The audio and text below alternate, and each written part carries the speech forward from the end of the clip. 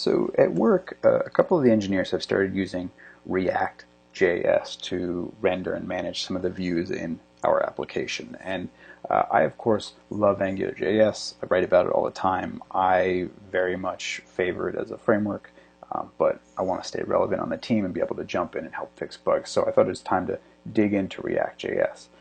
And on the ReactJS site, they have a Getting Started tutorial, which walks you through setting up this comment box. So I thought it would be interesting to do this in ReactJS and then also do it in AngularJS to kind of get a side-by-side comparison of a getting started application. So the component here is pretty simple. You put in something, you say hello, how are you, and it parses markdown. So if I put in exclamation or asterisk, you can see that that comes out as italics. And if I jump over into the Angular version, you'll see that this data is also here because these are both feeding off the same API, and it's polling. If we look at the network activity, it's polling every 2 seconds for new data, which is what the Getting Started tutorial does. So let's poke through the code, because what we're going to see is that there's the comments box module, there's the comments list module, there's the comment module, or component I should be saying, and then there's the form component. So the same is going to be true in React and AngularJS. So let's jump over here to the React version. Now the interesting thing about React right away is that it allows you to inline HTML in the JavaScript through their JSX transpiling. I can't do that in Angular, at least not easily. You can inline HTML in the Angular directives, but it looks horrible and it's really a painful approach. So what I've done in the Angular version is, instead of trying to inline the HTML, what you'll see is that I'm grouping my controllers next to an ng template tag.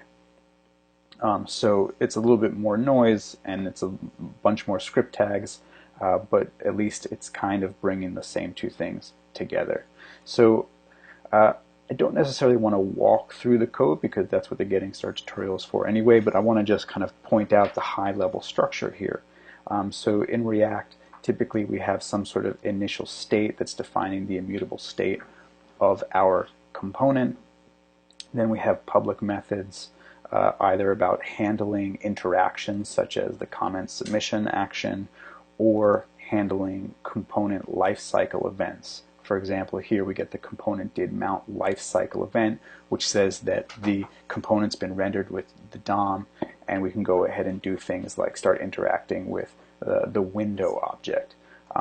The reason that we have methods like this, from my understanding, again this is the first time I've looked at ReactJS, is that React can also render your views on the server. So they have to have a strict delineation between you're dealing with just data versus now you're dealing with a browser that has a window object and various global objects like the interval that you can start to access. So I think that's part of the kind of isomorphic JavaScript story that React tells.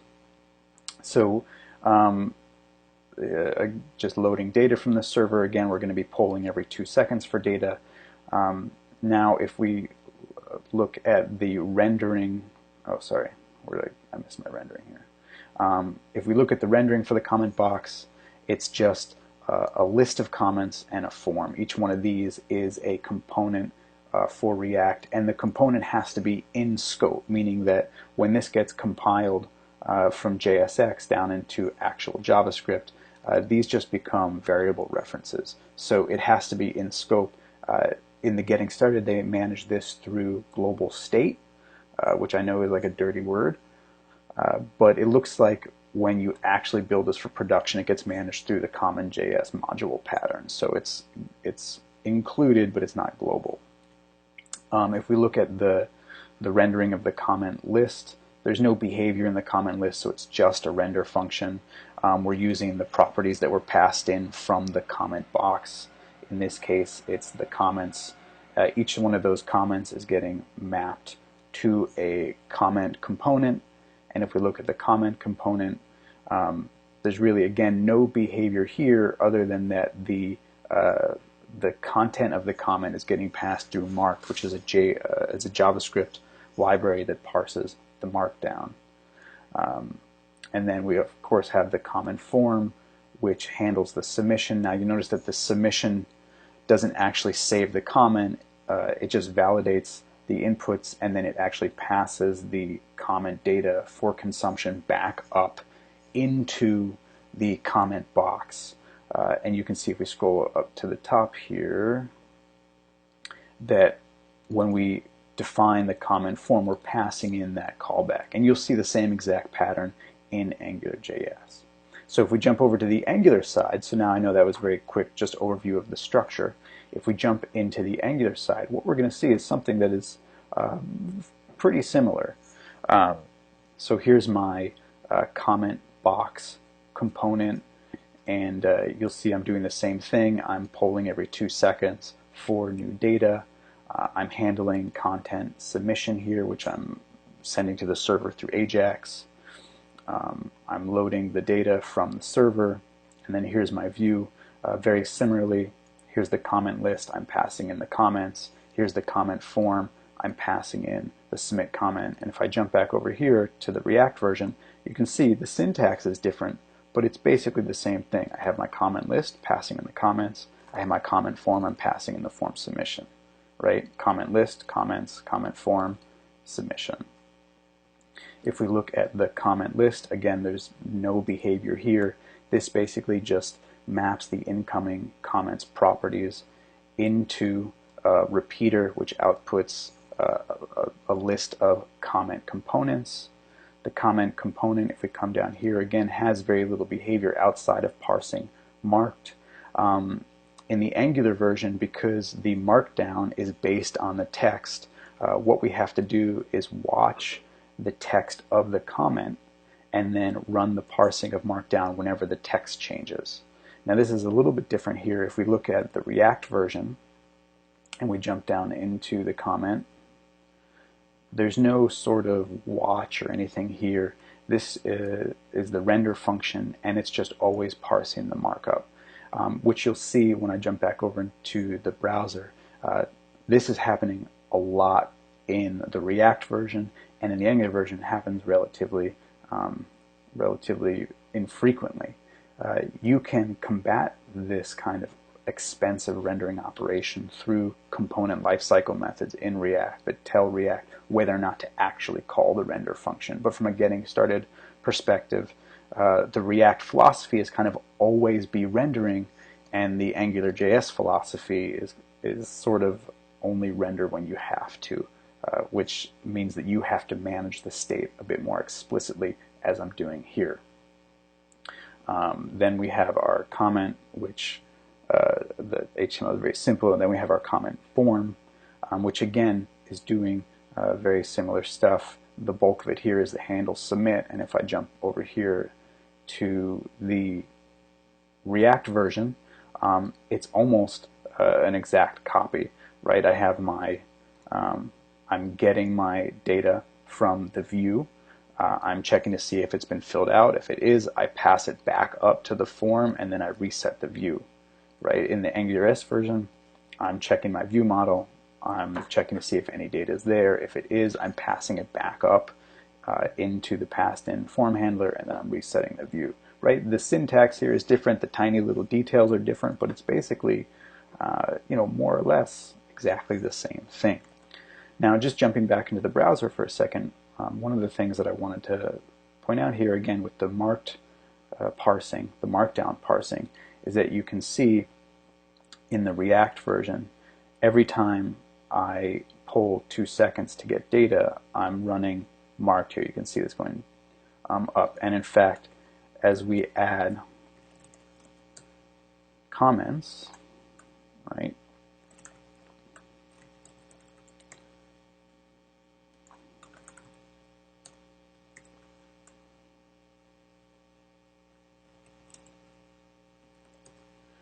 we can see this is running a lot, and the more comments that we run, the more often that marked gets parsed. On the AngularJS side, and you can see, of course, the data is being synced up automatically. Where's my console? you can see here that as we poll, none of that stuff is actually getting reparsed. And in fact, if I jump over into the comments, let's change this one to how are you doing this morning, right? And I save it on the server. It's reflected here in both the Angular and the React version. But you'll notice that in the Angular version, I only ran the marked parsing again once for that new comment content. Whereas in the React version, again, the default behavior is to always be rendering, which means that I'm constantly parsing marked across all these. Now, I'm not calling that out as a negative. It just means that you have to understand the React component lifecycle, and for expensive rendering operations, you have to take the necessary steps to make sure that doesn't happen if it becomes a performance bottleneck. Again, this is just my first look into React because people on my team have started using it, and from a getting started perspective, really I don't see a substantive difference between React and AngularJS. I know this only scratches the surface, so I can't really make a fair comparison, because when you pull in things like isomorphic JavaScript with the rendering on the server and the Flux data flow philosophy in React, I think maybe the stories become a little bit more interesting. But really, the biggest difference so far just seems to be the vocalization of the philosophies in the different frameworks. Angular is very much a, here are the mechanisms that make it work, and you take it and run from there. React is very much a, here are the mechanisms that make it work. We're all about immutable data. Never mutate state. Always do it in these particular places. It's much more opinionated in the way that the developer has to interact with the view rendering framework. The unopinionated nature of Angular is both a primary component of its flexibility, but also I think some of the historical criticism that it gets, that it doesn't lead developers in the right direction enough. But I think Angular 2 is actually kind of moving in that direction a bit more, so it'll be an interesting dialogue going forward.